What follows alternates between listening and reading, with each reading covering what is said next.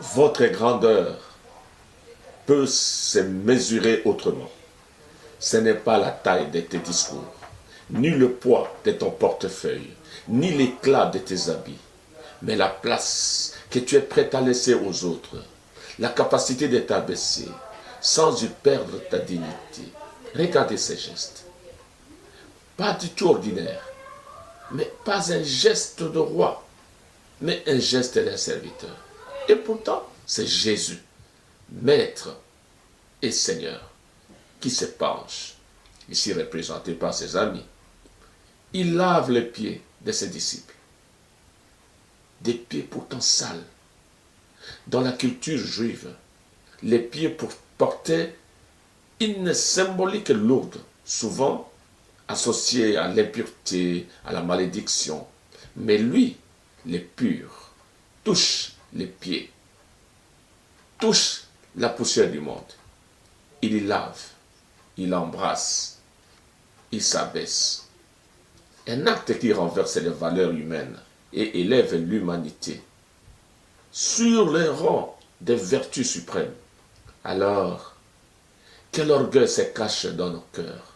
Subissent-ils, hein? Souvent invisible. Toujours chez les autres, jamais chez soi.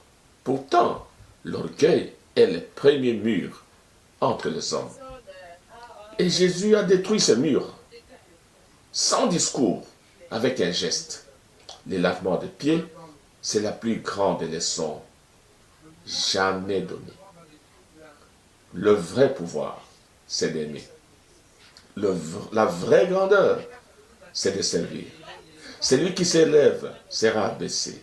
Celui qui s'abaisse sera élevé. Enfin, l'école dans la rue vous pose la question aujourd'hui. Et toi, homme, quand as-tu pour la dernière fois tendu la main sans attendre de retour? Quand as-tu, dans ta famille, accepté de demander pardon, même quand tu pensais avoir raison? Quand as-tu, sur ton lieu de travail, mis de côté ton titre ou ton poste pour écouter ceux qu'on n'entend jamais?